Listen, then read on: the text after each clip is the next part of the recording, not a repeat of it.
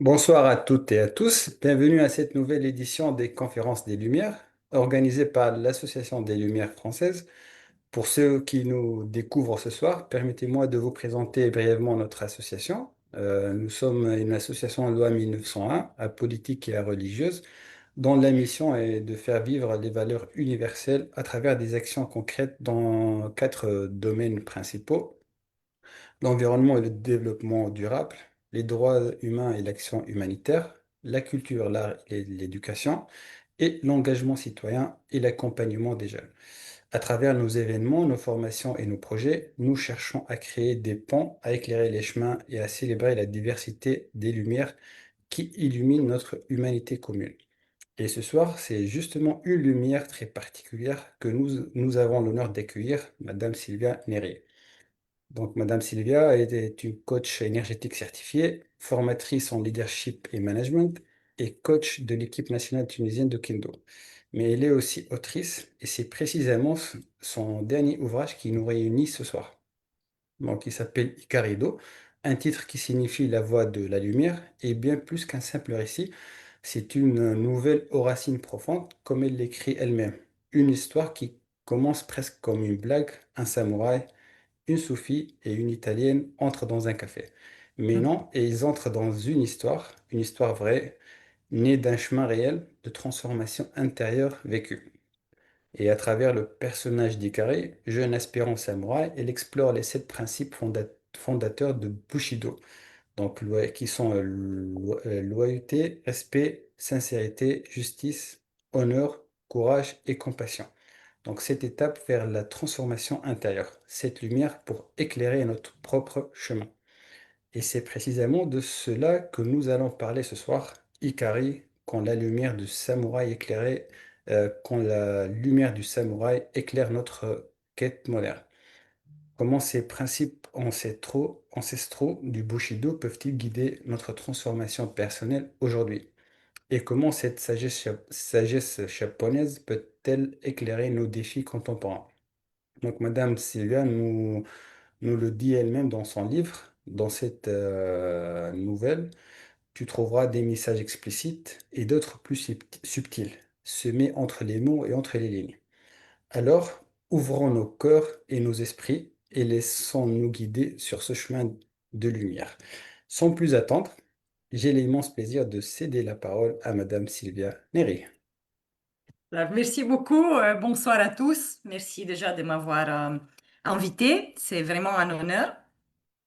Alors, je m'appelle Silvia Neri et je suis une Italienne qui vit en Tunisie depuis 20 ans. Je suis coach énergétique certifiée et aussi formatrice.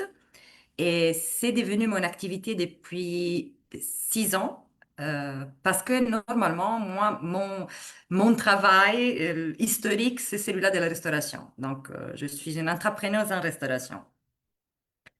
Euh, le fait d'être ici me rend très contente parce que je suis devenue un coach énergétique, parce que je cherchais comment mettre en pratique les enseignements spirituels, vu que je suis quelqu'un de très concret en réalité. Et après cette découverte du coaching énergétique et donc de la possibilité d'appliquer certaines choses dans la vie de tous les jours pour obtenir des résultats concrets, je me suis retrouvée à vouloir aussi partager tout ce monde intérieur qui est le mien. Et c'était un peu hasard de découvrir le kendo. Le kendo, c'est la voie du sabre, c'est-à-dire le sport de samouraï. C'est un collègue, c'est un formateur qui m'a invité à participer à des entraînements. Et moi, je ne pouvais pas m'entraîner physiquement parce que j'avais un petit problème de santé, mais j'ai découvert un monde fait de discipline, d'ordre, de respect et d'inclusion. Et c'était tellement beau que j'étais pratiquement adoptée par cette famille du kendo. Et, et ils m'ont permis de devenir la coach de la nationale. Donc, je m'occupe de la partie énergétique de ces athlètes. Et en plus, on a eu cette idée que moi je peux qualifier de génial, de créer une formation en leadership et management qui s'appelle One Day Samurai, dans laquelle on mixe le kendo avec tout ce qui est la formation pour adultes et la partie spirituelle qui est ma partie, donc la partie énergétique. Donc, qu'est-ce qu'on fait en réalité? On va activer les valeurs dont je parle, donc le livre Ikari, en live en chacun de nous. Parce qu'on peut le faire. On peut décider d'activer certaines qualités, dons et talents si on sait comment le faire pour pouvoir les exploiter le plus longtemps possible. Donc, c'est comme ça qu'est née un peu euh, ma carrière de coach et de formatrice. Ikari Do, donc les chemins des Lumières, c'est un coup de cœur que j'ai eu. Pourquoi? Parce qu'en 2016, j'ai vécu une conversion à l'islam euh, que je ne saurais pas décrire tellement elle était une chose que je ne m'attendais pas et si forte en moi. Et j'ai découvert les chemins des Lumières, donc la tariqa, le soufisme et surtout la tariqa chédolia, euh, qui m'a enseigné qu'il faut marcher vers l'unité. Donc, chercher cette capacité d'être chaque jour meilleur, pas par rapport à l'autre, mais par rapport à nous.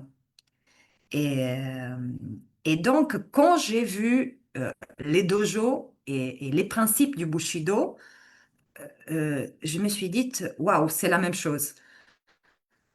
Je regarde les chemins soufis, euh, mais avec un costume différent.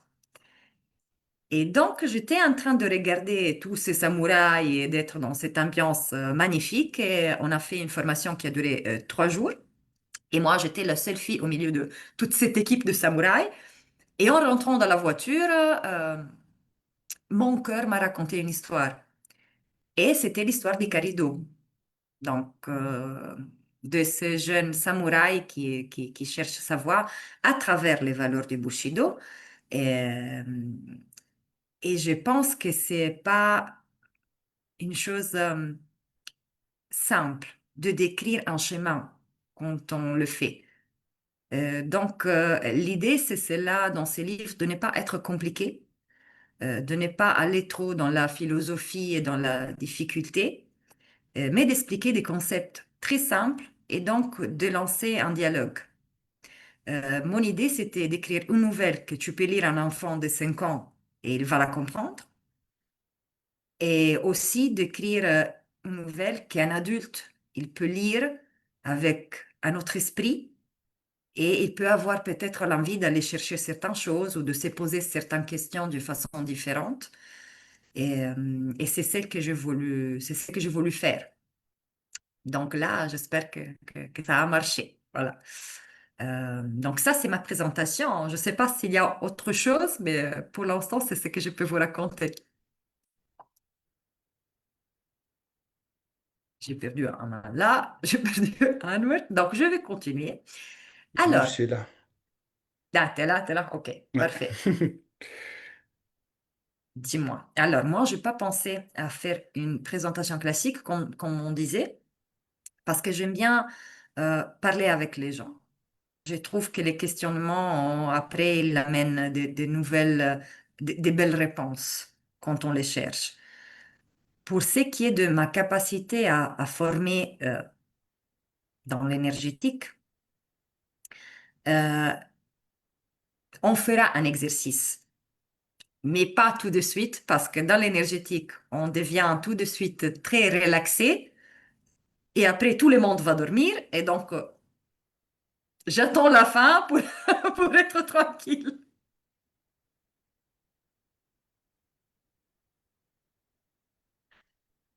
Sinon, on peut se dire aussi que pourquoi choisir de mettre de valeur dans le management, par exemple? Ça, c'est l'une des choses qui m'ont demandé. C'est pour ça que je peux vous dire ça.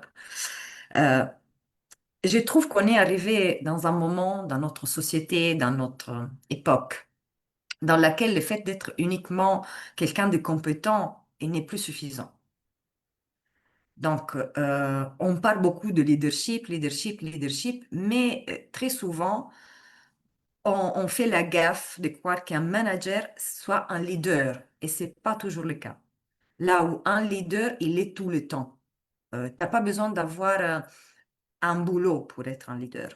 Tu peux être un leader dans ta famille, dans ton école, dans ton association, dans ton café, là où tu veux. Si tu as ces valeurs qui sont installées et prêtes à être utilisées. Donc, je trouve que c'est cette valeur qui sont simples et très claires. Quand ils sont activés d'une certaine manière, ils peuvent nous guider à être des leaders et des lumières pour les autres, euh, pour chercher de s'améliorer et de porter la paix dans tous les domaines. Et on en a besoin, absolument, dans tous les domaines. Donc, ça, c'est ce que je pouvais dire. Vas-y, Amanallah, pose-moi une question. Du coup, j'avais une question comme ça qui m'a eu dans Comme mon ça, tête. Ouais. qu'est-ce Donc, qui t'a plu? ouais, Je te le pose moi, c'est moi qui vais être plu. je voulais vous poser une question par rapport dans votre parcours. Quel a été le principe de Bushido qui vous a le plus transformé personnellement et comment cette transformation s'est-elle manifestée dans votre vie quotidienne? Alors, les valeurs du Bushido qui me correspondent le plus, c'est les jeans, donc la compassion. D'accord. Et, mais c'était une découverte. Euh, c'est quelqu'un d'autre qui m'a dit que c'était quelque chose qui était propre à moi. Et c'était une chose que moi, je ne connaissais pas en réalité. Et donc, quand je suis allée chercher vraiment la signification de jean et compassion, euh, j'étais émerveillée et, et très reconnaissante d'inspirer une valeur qui est si beau comme la compassion. Et je me suis dit, en effet, c'est vrai. Voilà. J'aime bien euh, comprendre les autres euh, et surtout avoir du respect pour le parcours de chacun. Parce que d'avoir de la pitié, c'est facile et c'est comme si tu te mettais dans, tu sais, dans une position où moi, je suis meilleur de toi, donc j'ai de la pitié pour toi.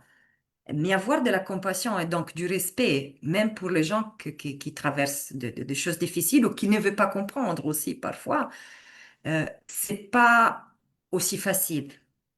Et je trouve que c'est une qualité que tout formateur et tout coach devrait avoir. Donc, le fait de savoir respecter les temps de l'autre et d'avoir toute cette confiance en l'autre et en sa capacité de s'améliorer et d'atteindre son objectif sans pour autant vouloir devenir un sauveteur du monde ou se croire, voilà, je suis arrivé, j'ai la science infuse, je vais tout vous expliquer. Non, ça n'existe pas et c'est pas vrai. Personne n'est jamais arrivé. Accompagnement de l'équipe d'Okendo, est-ce qu'il y a une influence mutuelle entre ce que vous avez influencé, vous les avez coachés sur énergétiquement, est-ce qu'il y a de l'influence mutuelle entre vous et l'équipe de Kendo? Comment vous l'avez influencé? Comment vous l'avez coaché? Et qu'est-ce qu'ils ont eux aussi, ils ont transformé à vous plutôt? Ah, alors, au début, c'était un peu difficile parce que euh, il s'attendait pas à un coach énergétique. Donc, quelqu'un qui arrive par d'énergie, et de l'état des lieux, de comment se sentir mieux dans l'ambiance. C'était un peu étrange pour eux, surtout on parle des gens qui, à la fin, ils vont au combat, parce que c'est ça, Ouais, la voie du samouraï, ils vont au combat. ouais. Euh, et donc, au début, ils n'ont pas compris, ils se sont dit, mais en quoi elle va nous aider au fond, hein. Mais c'était magnifique les moments où je leur ai dit, OK, vous connaissez les samouraïs que vous êtes à l'extérieur en termes de technique et de capacité. Est-ce que vous avez jamais rencontré les samouraïs qui est à l'intérieur de vous? Donc, celui-là qui a tous ces pouvoirs immenses d'être les guerriers des Lumières, comme dit Paolo Coelho, donc qui peut tout affronter. Et c'est ça que j'ai fait, Martha. Je les ai ramenés à rencontrer et à activer ces samouraïs intérieurs. Et c'était magnifique de voir des jeunes, mais aussi des moins jeunes, découvrir cette partie d'eux-mêmes et la voir en action après. Donc, c'est dire, waouh, quand maintenant je suis dans cette situation, je reviens à mon samouraï parce que je l'ai vu. Je l'ai réellement vu. Et je me trouve tout de suite centrée et prêt à, à avoir mes défis, à affronter les combats ou affronter la vie en général. Donc, c'est ça. Et de mon côté, j'étais fascinée euh, de voir des petits, parce qu'il y a des petits dans le kendo.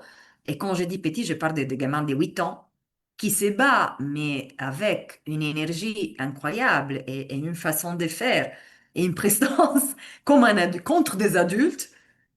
Et je me disais, waouh, mais personne ne va le protéger ou faire attention. C'est les petits, l'autre il est grand. Et là, j'ai vu cette partie du Bushido qui est magnifique, dans laquelle en réalité, les maîtres, donc les sensei, euh, tu ne les vois pas en réalité. Il a pas quelque chose sur son armure qui indique que lui, c'est le chef.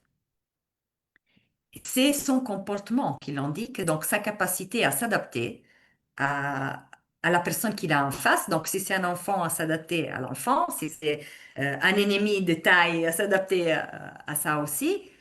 Et ça, c'était magnifique pour moi. Et de voir aussi les filles. Donc, les femmes s'ébattre.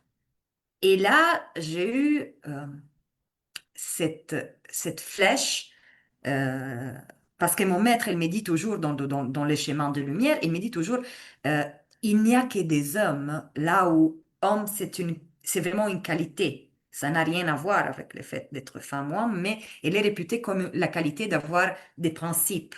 Donc, dans la spiritualité, on n'a que des hommes. Et, euh, et là, je me suis dit, voilà, ce qu'il voulait dire, c'est ça, Manan. C'est pas refuser sa féminité, au contraire, c'est un grand don, il faut savoir la reconnaître, mais ça, c'est des filles qui se battent avec la même force qu'un homme, si c'est peut-être même plus parfois, et j'étais extasiée de les voir, Martha. Je suis très fière de Kendoka fille, de la vérité.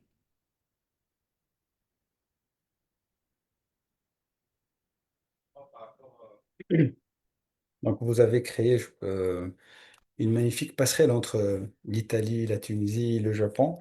Et comment ces trois cultures se sont-elles enrichies mutuellement dans votre cheminement spirituel? Alors, l'Italie, elle est la partie de la bonne humeur, du partage, de l'affection qui se voit. Les Italiens, ils sont incapables de ne pas parler avec les mains. Ils sont tout autant incapables de ne pas serrer quelqu'un quand ils l'aiment. On est très dans la spontanéité, on est dans ça. Euh, la Tunisie, la Tunisie, c'est une terre dans laquelle tu découvres ton cœur.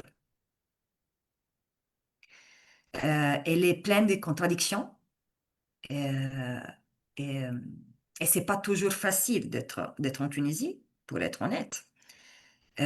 Mais il a cette capacité. Quand je dis et là, je parle de Tunisien, de te faire sentir chez toi et accueillir, même si tu comprends rien, même si tu sais rien dire.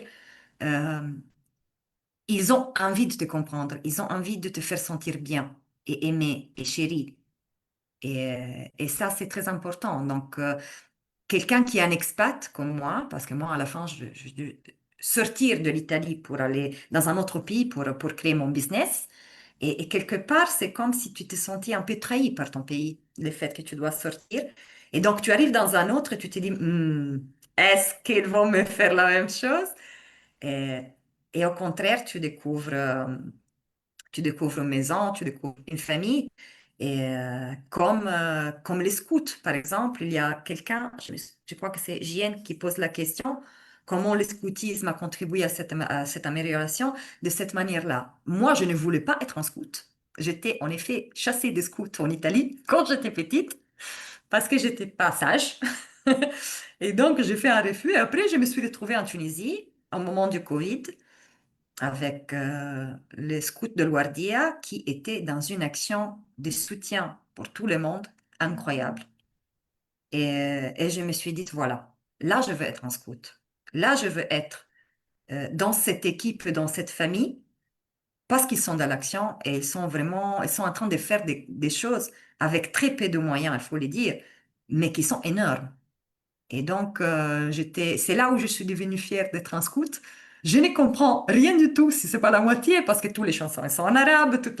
Mais ils m'aiment et je les aime. Et chacun, il donne sa contribution comme il peut. Donc, je forme et eux, ils m'apprennent autre chose et c'est magnifique.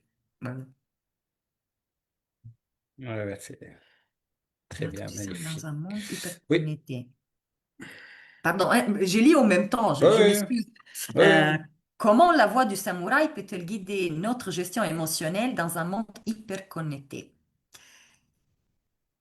La voix du samouraï impose une chose et qui est présente dans les livres, dans les cérémonies d'habillage de l'armure et aussi de déshabillage, parce qu'ils font une cérémonie à chaque pas dans, dans les dojos. Il y a un moment qui impose d'être recueilli en eux-mêmes. Donc, c'est une petite méditation dans laquelle ils font un geste, c'est-à-dire la main gauche et pardon, la main droite, et l'encercle la main gauche et la réunissent. Et ça va dire que les mentales et les cœurs ils sont réunis, ils sont au service de l'objectif que tu vas avoir. Et c'est un silence intérieur qui ne dure pas éternellement, au contraire de ce que malheureusement beaucoup de monde pense. Il y a beaucoup d'erreurs dans ça. Quand on parle de spiritualité, on parle d'énergétique, on parle d'émotionnel. Certaines personnes ils pensent que tu dois passer 40 heures de méditation pour retrouver toi-même. Non, ce n'est pas vrai. Excusez-moi, il y a mon chat qui intervient quand je parle de ça. Euh, En réalité, on peut être en nous-mêmes très rapidement, mais il faut le vouloir. Donc, le fait d'avoir un geste qui nous ramène à nous, il peut nous aider à être déconnectés de tout ce qui nous entoure très rapidement et à revenir. Euh, Ne pas être connecté à cet instant-là de notre vie et dans notre monde, c'est impossible. On ne peut pas le faire. Nous, on est en train d'utiliser cette connexion à travers Zoom et à travers les réseaux pour pouvoir parler et faire passer des messages.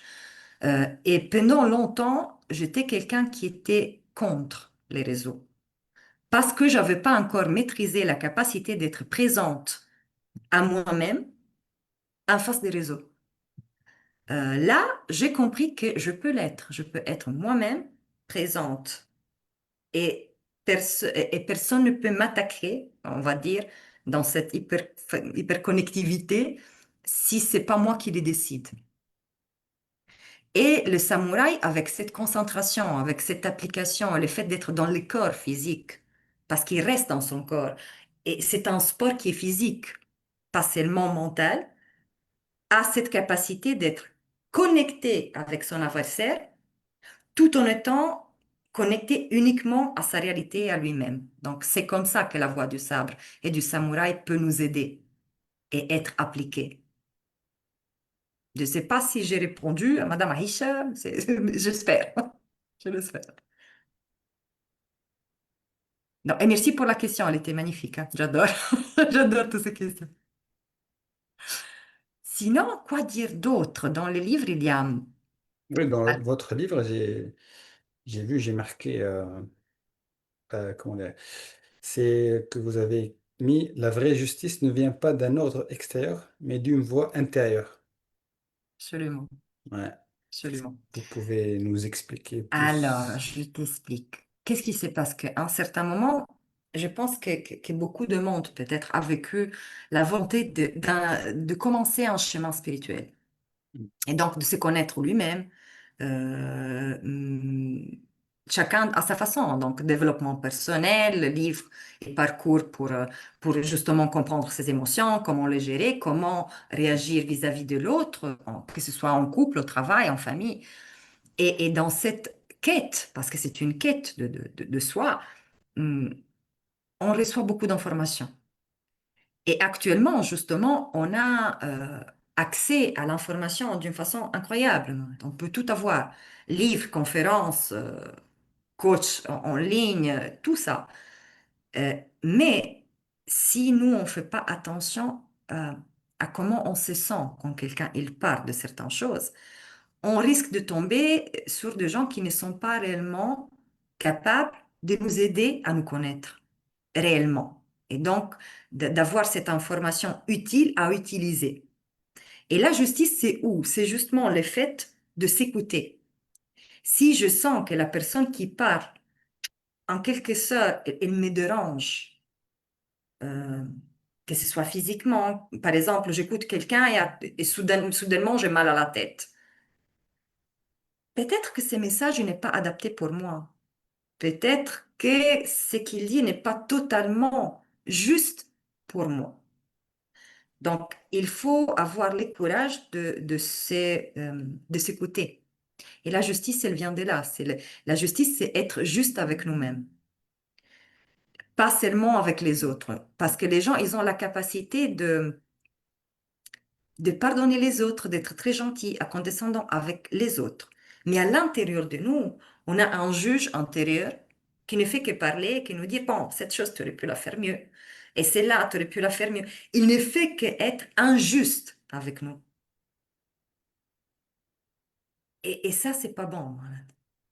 Donc, quand tu découvres, OK, c'est qui est en train de parler à l'intérieur de moi? C'est mon juge intérieur, c'est lui-là qui à chaque fois il me dit, il y a un problème. OK, mon ami, c'est pas grave, je prends en considération ce que tu dis, mais mon corps, qui est un outil qui ne sait pas mentir, il est en train de me faire voir quelque chose. Et, euh, et donc, je vais l'écouter. Et là, je vais être juste avec moi-même. À ces moments-là, les messages dont j'ai besoin arrivent et ils sont les bons messages. Et donc, je peux avancer plus rapidement dans ma quête, dans ma capacité à m'écouter, à gérer les émotions et atteindre mes objectifs. Et du coup, donc, on doit entendre notre voix intérieure. Absolument. Et dans ce cas-là, est-ce qu'on a besoin d'un maître ou pas? Ou on a juste besoin d'écouter notre voix intérieure? Je pense qu'on a besoin d'un maître, un vrai maître. Oui. Pas n'importe qui, mais un vrai maître. Ouais. Pourquoi? Parce que justement, ces juges antérieurs, c'est ce que dans la spiritualité, dans le développement personnel, c'est l'ego. Donc, c'est cette partie que tout le monde dit, il faut le détruire, il faut le tuer. Non, jamais, jamais de la vie. L'ego, c'est nous. Donc, si je détruis mon ego, moi, je vais disparaître.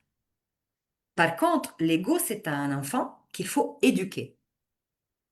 Et si moi, je suis mon ego, comment je peux m'éduquer? C'est difficile. Donc, il faut que j'ai quelqu'un d'autre qui a fait les parcours et qui est capable de me montrer quand moi je suis en train de me mentir, quand moi je suis en train d'interpréter les choses comme je veux moi, pas comme elles sont réellement pour apprendre la leçon. C'est pour ça que c'est très important d'avoir un maître, un coach, un guide, un menteur, quelqu'un qui ait fait les parcours et qui ait le courage de te dire non, tu es en train de te tromper, c'est pas vrai, c'est que tu es en train de te raconter, c'est pas vrai. Et qui te ramène à quoi? Enfin, à ton pouvoir intérieur. Parce que quand tu reviens à toi, tu es dans ton pouvoir. Et quand tu es dans ton pouvoir, tu as beaucoup d'énergie et de clarté pour faire des actions. Donc, ces actions seront porteuses de résultats. Mm. Parce qu'accompagnées de clarté, d'énergie et de tout ça. Et Fakhr, j'ai une question. Quelle question? Aspect. J'ai une question à dire. Tu l'as déjà écrite et je ne l'ai pas vue. Attends, ça, sinon Non, c'est grave. je pense qu'il y a une question de Anwar avant. Il a Alors, dit, pardon, parce que il a dit dans dans votre votre... parcours, Ouais. est-ce qui vous a conduit vers le coaching énergétique? Y a-t-il un moment d'éveil qui a transformé votre vision de la vie?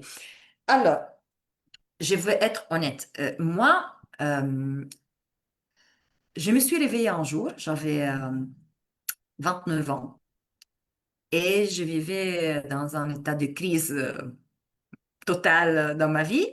Un matin, je me suis réveillée, j'étais en train de crier, je veux être heureuse. Euh, et j'étais choquée de moi-même. Je me disais, c'est quoi ça? Parce que j'étais en train justement de ne pas être juste avec moi et de me mentir tout le temps en me disant tout va bien.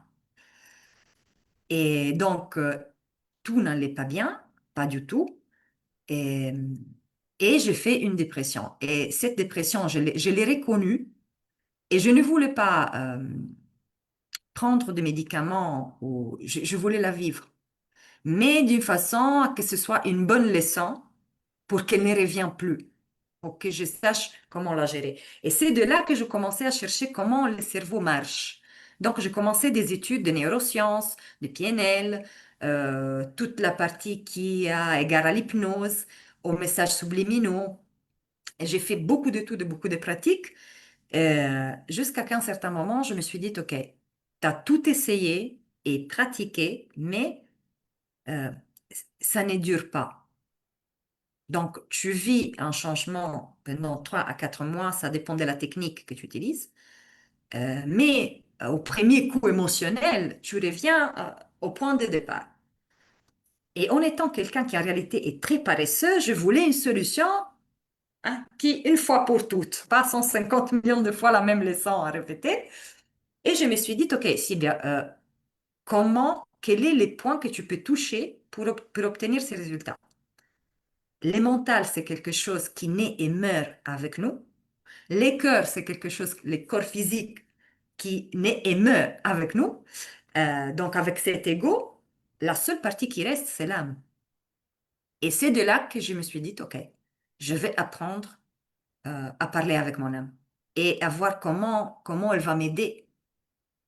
Et c'est de là que ça a commencé ma recherche, et ma quête, ma découverte de, du langage de l'âme, qui était la chose la plus utile que j'ai trouvée, parce qu'une fois que la transformation advienne à niveau de l'âme, c'est fait, tu ne reviens plus en arrière, c'est éternel, donc c'est magnifique pour un paresseux.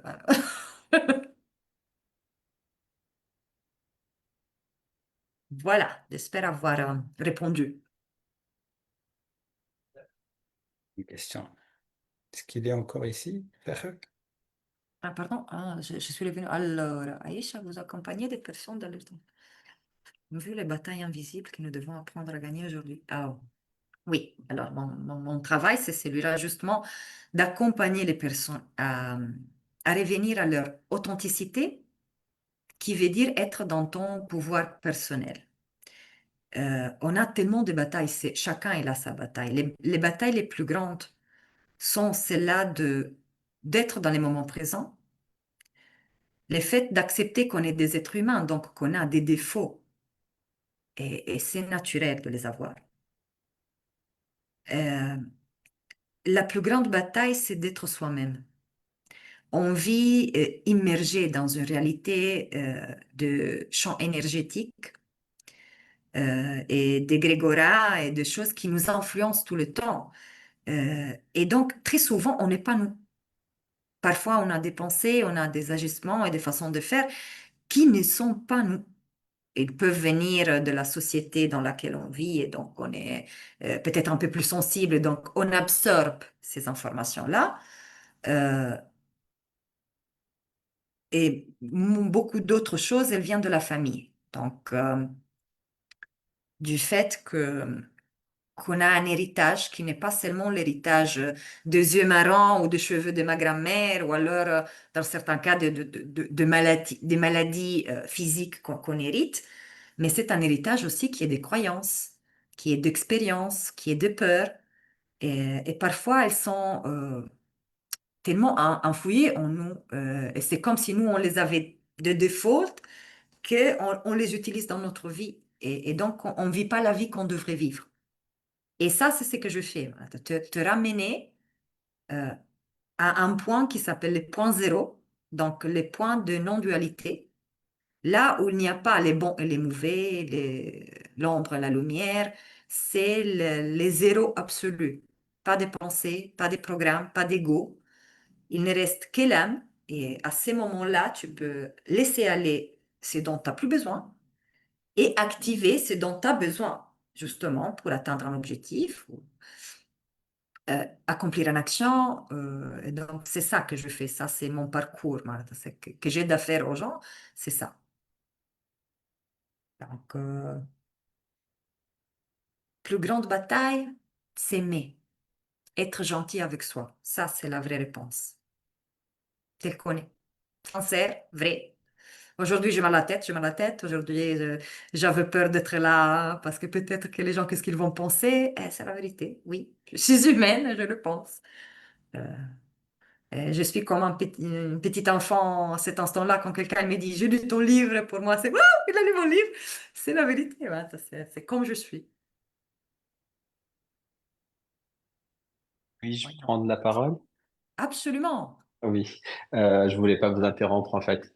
Très intéressant en fait tout ce discours. En fait, alors pour quelqu'un qui ignore un peu ces parties, mais qui est tout à fait curieux en fait de connaître un peu comment ça se passe, vous avez parlé en fait d'ouverture et de ne pas avoir pitié, peut-être parce que c'est un positionnement en fait. Si on a pitié, c'est qu'on est peut-être supérieur, ou peut-être disons c'est de l'empathie. Mais comment le montrer, voilà, discrètement? Est-ce que c'est pas une façon de s'ouvrir, de découvrir autre chose et que c'est le principe quelque part, quand on donne, on reçoit en même temps. Et ma deuxième question, qui peut-être va rejoindre la première en fait, euh, comment arriver en fait parce que vous avez quand même parcouru un chemin très difficile, ça se voit un peu dans vos expressions. Quelque part, on est quelque part, en fait, on doit faire le vide ou arriver au point zéro, ou peut-être c'est à travers de certaines expériences qui peuvent être un peu douloureuses ou autres. Euh, Comment garder un peu cette énergie qu'on a pu récupérer avec toute la conjoncture actuelle, tout le monde qui nous entoure, tout ce qu'on regarde. Euh, Vous avez parlé en fait des réseaux autres, mais par exemple, ne serait-ce que en regardant des vidéos de la justice un peu partout, où, voilà, où tout est ouvert et en fait, malheureusement, c'est que des mauvaises ondes, quelque part, de l'énergie un peu négative. Comment faire pour que cette énergie en fait ne s'empare pas de nous et qu'on garde un peu notre énergie positive pour que parce que pour aider même les autres, il faut qu'on soit nous aussi, en fait, quelque part dans une posture où on est capable de répandre une énergie positive, n'est-ce pas? Absolument. Ben, je suis tout à fait d'accord. Il faut être capable de garder son énergie. Comment on fait? On a été tous dotés d'une chose magnifique qui est les libres arbitres. Donc, cette capacité de décision euh, que tout être humain a. Euh, et là intervient une chose que, en arabe, elle s'appelle le niha, donc l'intention. L'intention, avoir une intention, mettre une intention. Je décide, j'ai l'intention de faire quelque chose. Ok. L'intention, elle a été citée partout dans les écoles de spiritualité, plutôt que même dans les écoles de management. Leadership, c'est une chose que tu dois avoir. Ce qu'on oublie de dire, c'est que l'intention, elle doit être vraie. C'est-à-dire, tu dois la sentir physiquement, je peux dire, mais c'est la sentir vraiment, pas une intention à niveau mental. Et quand l'intention est vraie, elle te permet de stopper toute attaque que tu peux recevoir de l'extérieur. Donc, qu'est-ce qui se passe? Que nous, on a maintenant, avec les téléphones portables, euh, un ami et un ennemi en même temps. Parce qu'on ouvre les réseaux et justement, c'est comme ouvrir un portail là où tout ce qu'il y a de bon comme de mauvais, il peut rentrer chez nous tranquillement. Là, il faut être éveillé.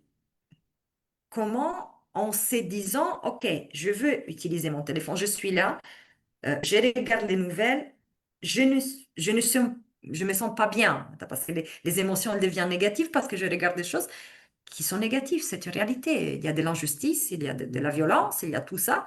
Il y a beaucoup de stupidité aussi qui fait très mal. Et donc, je veux me protéger comment? En mettant l'intention vraie de rester avec moi-même. Et à un certain moment, quand moi j'impose ça à moi-même, donc j'ai mis cette intention profonde, euh, je veux me rendre compte de quand c'est le moment d'arrêter. Donc de faire un stop et de rester juste avec moi et faire la chose la plus simple au monde, qui est celle-là de respirer. Euh, Là, il y a beaucoup de monde qui écoute ce soir. Euh, Si je reste en silence un instant, il y a plein de messages qui peuvent arriver. Et pourtant, je ne vois pas les visages des gens qui sont là. Pourquoi? Parce que c'est la capacité à être avec toi-même et à écouter et à te fier de toi. Et donc, tu sens l'énergie. Et c'est beau de voir qu'il y a une énergie de soif. Et quand je dis de soif, c'est de soif d'avoir des réponses saines pour revenir à soi. Et ce que je peux vous dire, c'est essayer de respirer réellement. On peut faire l'exercice, on est là, on le fait. Vous voulez essayer? Alors, on va faire un petit exercice. Ce C'est que je vous demande, c'est d'être assis avec les dos droits et les pieds posés par terre et les épaules relâchées. Ok. Je ne veux pas que vous dormiez. Pourquoi? Parce que c'est à votre décision que je parle. Je veux votre action pour faire ça. Et qu'est-ce qu'on va faire? Juste respirer. Vous pouvez fermer les yeux si vous le sentez. Peut-être ça vous aide à vous concentrer un peu plus. Et donc, on fait une longue inspiration par le nez et une expire par la bouche, tout doucement.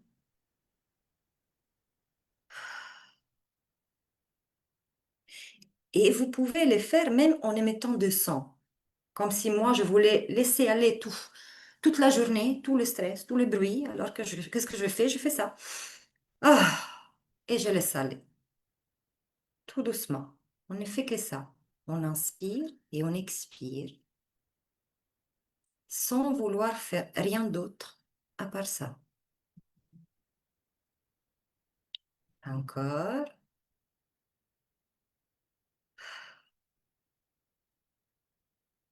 Et le temps qu'on expire et qu'on inspire, si on a les yeux fermés ou même avec les yeux ouverts, on peut suivre les parcours de notre souffle, où il va. Il rentre par le nez, il monte à la tête, il descend dans les poumons. Est-ce qu'il arrive au ventre ou pas? Non, c'est pas grave. Donc, si on observe maintenant et on sait que mon souffle il n'arrive pas à mon ventre, c'est qu'en réalité, je suis pratiquement en apnée. Donc, je ne peux pas me sentir. Alors, essayez maintenant de fermer les yeux, inspirez par le nez et visualisez uniquement votre souffle qui rentre et qui arrive jusqu'au ventre. Et très doucement, il sort de la bouche. Vous pouvez le faire un à deux fois. Et si vous le faites réellement, probablement vous aurez envie de bâiller. Et c'est très bien parce que c'est une façon de décharger le stress, l'énergie, de faire sortir ce qu'on a.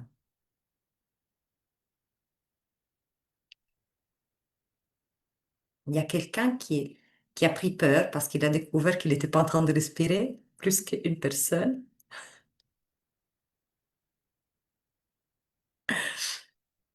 Et il y a quelqu'un d'autre qui a découvert que qu'il était un peu trop sensible, donc ça fait peur d'être avec son souffle, parce que l'émotion remonte rapidement, donc des émotions qui sont un peu entassées et qui ont besoin de sortir. Donc c'est comme ça qu'on revient à soi. Maintenant, il est avec soi, avec lui. Non, non. Il est en silence maintenant. Il va revenir rapidement le mental, mais il a eu un moment de total silence. Je suis très fière, t'as fait une chose, c'est pas simple hein, de le faire si rapidement et en sachant qu'il y a du monde qui te regarde, tu es responsable de la soirée, donc bravo. Comment tu te sens après avoir respiré? Sans relâcher. Ouais, j'étais un Exactement. peu stressé. Mais, Donc, c'est pas si compliqué que ça. hmm. Après, quand tu as un objectif, par exemple, euh, il faut rester plus parce qu'il y a des émotions qui arrivent, des blocages qui sont là, et donc tu dois te permettre d'avoir plus de temps. Et en réalité, c'est comme ça qu'on fait pour revenir à soi. Je respire en étant conscient. Je décide de respirer en moi. Et quand je respire, je dis, OK, est-ce que je suis Sylvia maintenant authentique à 100% ou pas? Est-ce que je suis moi authentique? Et il va y avoir la réponse. Seulement que ça va être quelque chose qui est étrange de découvrir que, oups, ce n'est pas moi à 100%. Oh, oh, je ne suis pas là du tout. Qui est là alors? Et là, il y a des mémoires, les programmes, les interférences et donc tous ces mondes qui entrent justement parce que nous, on n'est pas là. On a laissé la porte ouverte, on est sorti, on a laissé l'espace aux autres de rentrer. Aux autres, ça peut être une énergie, ça peut être un programme, ça peut être aussi, par exemple, parfois on parle et on se rend compte que la voix qui parle dans notre tête, c'est la voix de maman ou la voix de papa. Eh oui, c'est lui qui parle et nous, on est où? On n'est pas là. Voilà. Donc, j'espère avoir répondu à Feher. Inch'Allah, c'est prononce comme. Ouais. Oui, alors, je vous remercie en tout cas pour votre réponse, mais ça a réveillé en tout cas avec cette petite expérience, même si elle a été brève, mais des formations professionnelles obligent. Sur le côté technique, quand vous avez parlé par exemple des pieds qui touchent le sol ou la Pourquoi? position des mains ou autre, est-ce que, comme on dit par exemple en sophrologie ou autre, la façon de respirer, vous avez parlé en tout cas d'expiration, bouche ouverte ou autre, est-ce que le mouvement en fait de l'abdomen il accompagne ou pas, par exemple, parce qu'on a tendance spontanément, quand on respire, de d'insuffler un peu et d'agrandir un peu notre ventre, et puis et quand on expire, on vide aussi en même temps. Et certains sophrologues disent que c'est le contraire qu'il faut faire, comme les apnéistes, quelque part, quand ils prennent leur souffle, en fait, ils vident leur ventre, si je peux dire comme ça, ils le rentrent Mhm. vers l'intérieur. Est-ce que vous validez un peu cet aspect ou pas? Alors, je valide parce que si on fait des exercices de respiration, et il y en a plusieurs et dans plusieurs disciplines spirituelles, tout est centré sur la méditation avec différents types de respiration et sont très utiles. Mais comme je vous ai dit, moi, je suis quelqu'un de très pratique.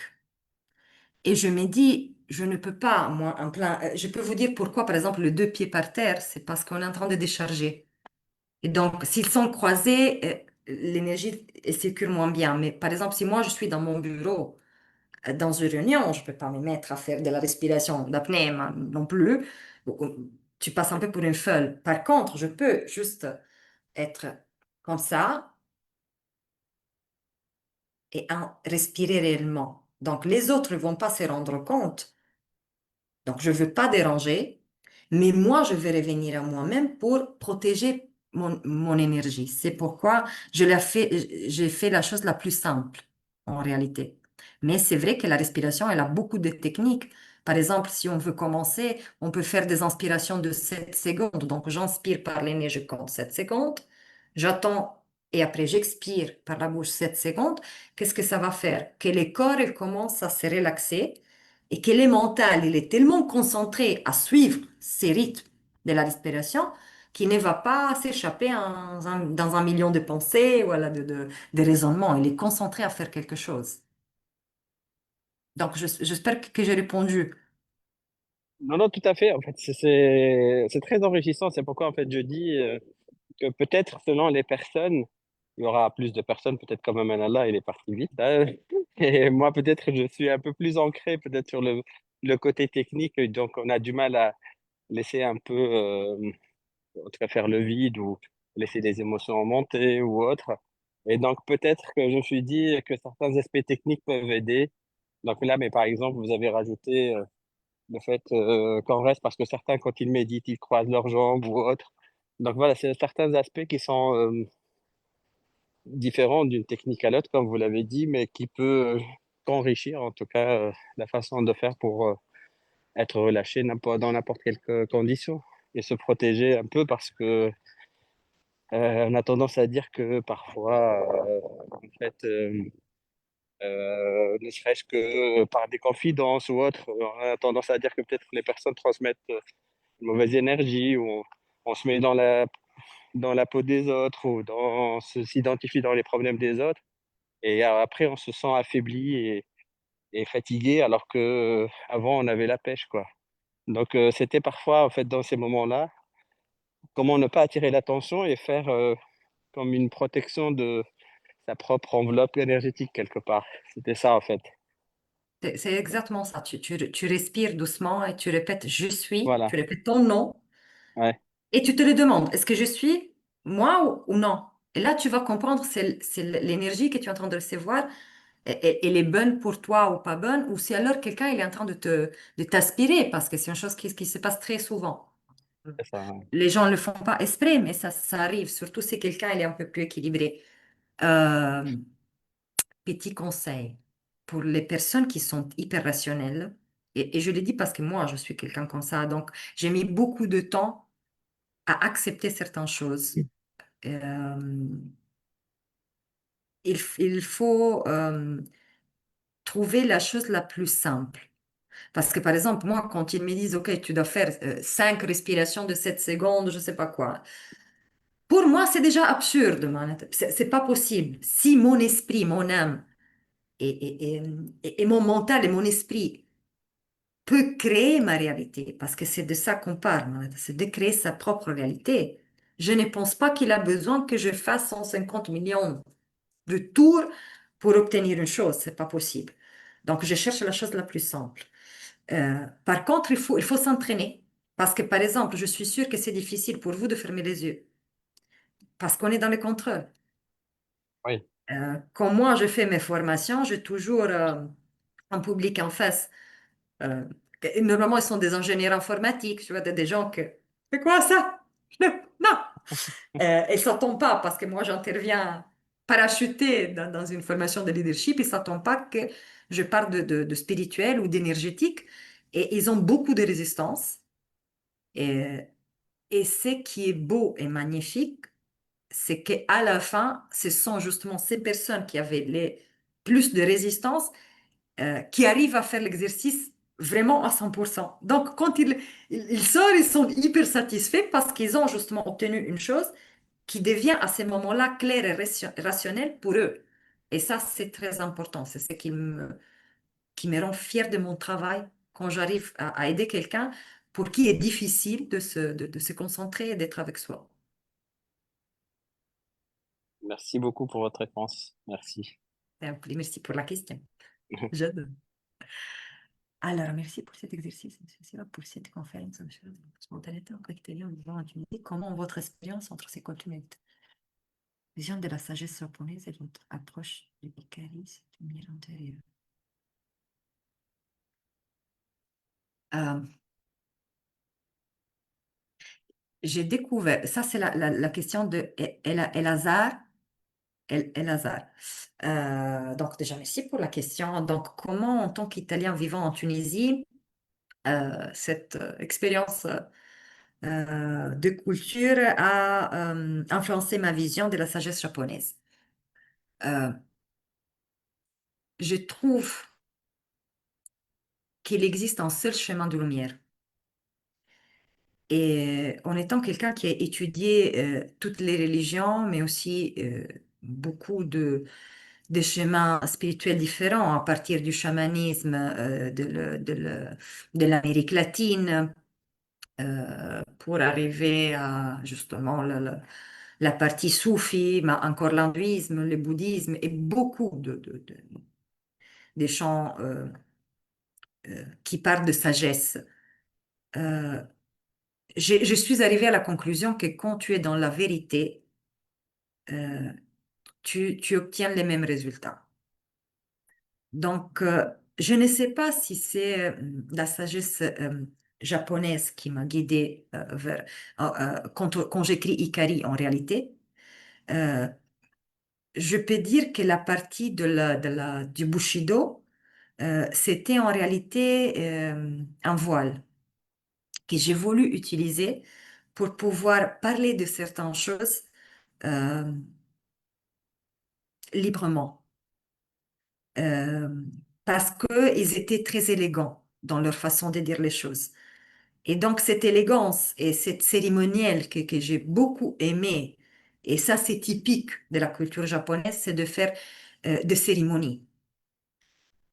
Et l'homme, quand il vit une cérémonie, n'importe laquelle, de la cérémonie du bac au mariage, à il, il active quelque chose en lui. Et normalement, c'est des bonnes choses.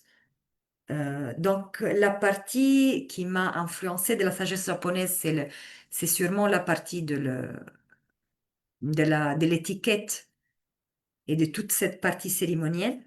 Mais en même temps, je ne pouvais pas être trop sérieuse parce qu'il y avait toute cette partie italo-tunisienne qui est faite de fêtes et des tambours. Donc, il fallait qu'il soit quelque chose de plus léger. Comme ça, les messages passent, arrivent et amusent aussi. Parce que je suis convaincue que si on rigole pas dans la vie, on n'apprend pas. On s'ennuie. Donc, ces deux choses elles se sont mélangées de cette manière-là. Le fait d'être sérieux des Japonais avec la folie des Italiens et des Tunisiens mis ensemble.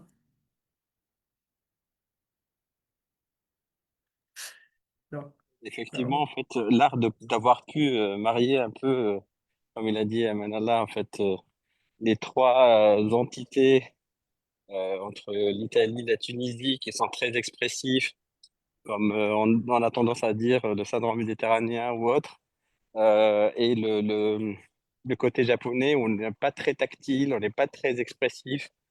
Euh, c'est un vrai travail en soi. Donc déjà de maîtriser un peu ouais. les différents côtés en même temps et pouvoir les marier selon la situation, j'imagine. En effet, c'était une chose qui était très sympathique à la présentation du livre, qui était faite dans un dojo, donc dans une salle de judo. Et c'était très original. Et donc, il y avait toute cette partie cérémonielle avec les samouraïs qui étaient avec leur tenue et tout. De l'autre côté, il y avait moi en train d'embrasser tout le monde. Donc, c'était vraiment deux mondes, mais c'était très beau de voir tout le monde réuni. Et tout le monde parlait des lumières et des spiritualités et de cette envie d'être meilleur. Donc, oui, c'est beau. Quand on arrive à les mélanger, c'est beau. Est-ce qu'il y a d'autres questions? Comment, selon votre expérience, peut-on éveiller et nourrir l'esprit de samouraï dans notre vie de tous les jours? Absolument. Alors, qu'est-ce qui se passe? Que moi, j'ai cherché à activer la partie de moi qui était un guerrier pendant très longtemps. Parce que ma vie, elle était, comme justement elle a dit quelqu'un, elle n'a pas été très très simple. J'ai eu beaucoup de problèmes. Et je me disais, il faut que j'exploite cette partie-là. Pas pour être violente, mais pour être endurante. Et surtout pour ne pas permettre à tout le monde de m'écraser. Parce qu'en étant quelqu'un de très empathique, À un certain moment, j'étais complètement portée par les émotions des autres. Je n'arrivais plus à me gérer. Et je voulais être forte. Je me suis dit, OK, donc c'est sûr qu'il y a un guerrier en moi, là, je vais l'activer. Et j'ai fait beaucoup de pratiques pour le chercher. euh, et jusqu'à que je découvre justement le kendo et ses valeurs. Et que je me dise, et si mon guerrier, il n'était pas un guerrier, on va dire, européen, et si c'était un samouraï? Et là, c'était le déclic. En effet, mon guerrier, c'était un samouraï. Et c'était un samouraï, pourquoi? Parce qu'il avait la nécessité d'être dans des silences plus longs par rapport à d'autres personnes pour pouvoir être fort. Et il avait la nécessité de voir de l'ordre de partout pour être rassuré. Euh, et donc, c'était ça qui m'a mené à choisir un samouraï plutôt que, je sais pas, un chevalier de la table ronde, comme, comme mon guerrier intérieur. Voilà. J'espère que c'est bon. Parce que je me perds dans les questions, désolé. Sur le maître, comment on peut choisir un maître et reconnaître un maître qui peut nous guider? Pardon, j'ai pas entendu. Je Ah, m'excuse. je disais que je rebondis sur ma dernière question sur le maître. Alors, comment découvrir le bon maître et pour le suivre? Ah, la première chose que je peux dire, c'est qu'avant, il faut le désirer. Il faut vraiment désirer quelqu'un qui te guide. Euh, et à ces moments-là, il y aura beaucoup de personnes qui vont se présenter. Et, euh, et là, c'est important euh, de décider qu'est-ce que tu veux vraiment. Est-ce que tu cherches à découvrir ta lumière intérieure pour faire belle figure avec les autres? Euh, ou alors tu la cherches vraiment parce que tu as un vide à l'intérieur de toi et que tu ne peux plus vivre sans être dans cette lumière qui t'est propre. À ces moments-là, qu'est-ce qui se passe? Que si tu choisis de, de chercher la lumière pour toi, et ben les maîtres apparaissent et très souvent, il n'a pas l'aspect que toi tu t'attends. Parce que nous, dans notre tête, avec notre ego, on se fait tout un film, il doit être de cette manière, il doit être pas de l'autre. Mais lui, il apparaît et ça lui suffit d'un mot, un simple mot, pour te faire vibrer. Et c'est une chose que tu vis physiquement, carrément.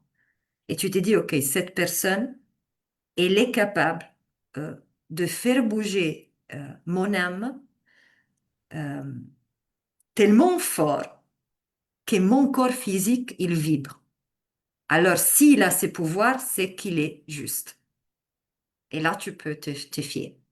C'est une reconnaissance qui se passe comme ça. Et je vous le souhaite. Parce que c'est un sentiment magnifique. Tu te sens protégé et tu te sens euh, épaulé et en même temps, tu es fort. Parce qu'un maître, il ne te dit jamais fais ça ou fais ceci. Non, il te laisse faire. Et il attend euh, que la leçon elle soit claire en toi. C'est à ce moment-là où il te l'explique. Et là, ça devient magnifique parce que toi, tu l'as vécu. Tu n'as pas l'explication logique que nous, on aime tant. Mais c'est à ce moment-là que tu vas avec ton résultat chez ton maître et ton maître te dit, voilà, alors c'est ça, ça, ça et ça. Et tu te dis, waouh, je l'ai fait vraiment. Et donc, tu as aussi quelqu'un qui te dit, ce que tu es en train de vivre est vrai. Tu as raison. Et c'est pas tout le monde qui peut te donner cette assurance. Donc, c'est comme ça. Moi, je pense que c'est une chose qui est vraiment, c'est un link magnifique et tu peux les trouver partout. Parfois, on s'attend de les trouver dans, je sais pas, moi, quand je les cherchais toute ma vie, en maître. Il faut que je sois honnête. Depuis que j'étais petite, je cherchais quelqu'un qui connaît les secrets de l'univers, qui connaît Dieu, qui puisse m'aider à comprendre toute cette partie de moi qui avait la capacité de sentir les autres. et qui était difficile à gérer. Mais au début, pour moi, ça devait être un prêtre, parce que j'étais chrétienne, donc figure spirituelle, ça va être un prêtre. Après, j'ai grandi, j'ai dit, non, je ne l'ai pas trouvé. Peut-être je passe chez les bouddhistes et je cherche un gourou. Non, c'est pas ça. Et après, je le trouve en Tunisie, juste à côté de moi. Euh, et je trouve quelqu'un qui a la place de me dire, je mange que des légumes du matin au soir, parce que je l'ai fait, je fais ma phase vegan, je fais ma phase, fallait tout essayer. Il me dit, non, moi, je veux de ravioles aux quatre fromages dans mon restaurant. Et à ce moment-là, j'ai dit, OK, c'est le maître de ma vie. Et je ne l'ai plus quitté parce que c'était exactement ce que je cherchais. Quelqu'un de vrai, tout à fait vrai et humain. Parce qu'un maître, c'est pas un super-héros, hein. C'est un être humain qui te montre que tu peux devenir comme ça. Et ça, c'est la magie.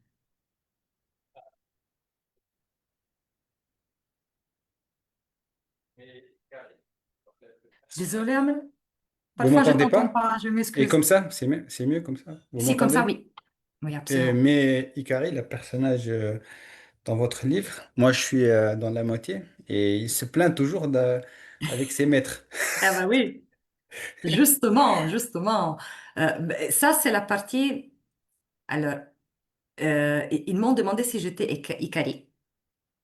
Et en réalité, non. Mais je lui ai fait vivre un peu mon parcours. Et moi, j'ai rencontré beaucoup, tellement, dans ma quête, j'ai rencontré tellement de monde. Et je vivais ça, je me disais, celui-là, non. Et après, j'ai rencontré quelqu'un d'autre, je me disais, waouh, celui-là, il est magnifique. Et après, non. Et donc, j'ai dit, mais pourquoi seulement moi? Laisse-le galérer un peu, c'est Carré qui est si gâté, elle a tout, la maman qui lui fait tout faire. Non, laisse-le galérer un peu, ça va lui faire du bien de se poser les questions. Donc, c'est ça. C'est c'est qu'il il faut s'attendre à rencontrer beaucoup de monde. Et maintenant, on rencontre beaucoup de monde, surtout dans la spiritualité. Il faut faire très attention. C'est, c'est quelque chose qu'on ne touche pas et qu'on ne voit pas.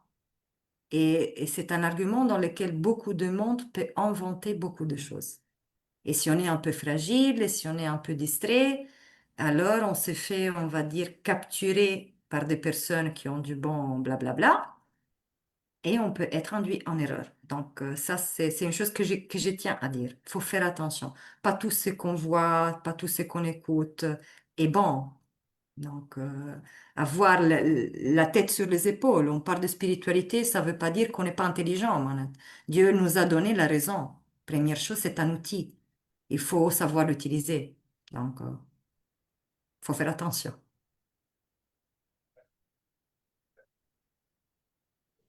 S'il y a d'autres personnes qui ont des questions, vous pouvez lever la main. Je ne sais pas. Apparemment, Et bon, c'est bon. Apparemment, c'est bon. Pas de questions. Bon, du coup, donc, nous arrivons. Ah non, c'est bon? Ouais, j'ai cru que la quelqu'un. Bon. Donc, nous arrivons au terme de cette magnifique soirée. Et je tiens à remercier chaleureusement Madame Sylvia Neri pour cette conférence lumineuse. Et, et le mot n'a jamais été aussi juste.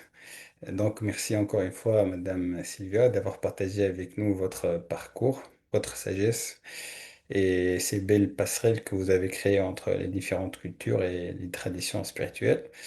Je remercie également chacun et chacune d'entre vous pour votre présence. Et pour ceux qui souhaitent prolonger cette découverte, n'hésitez pas à vous procurer Icarido. Donc voilà, si vous pouvez le voir. Donc, il est disponible dans les librairies. En plus, vous pouvez le commander en ligne. Et bien sûr, restez connecté à l'Association des Lumières françaises pour nos prochains événements. Comme nous le rappelle si bien le titre de livre de Madame Sylvia, continuons tous à marcher sur notre propre voie de la lumière.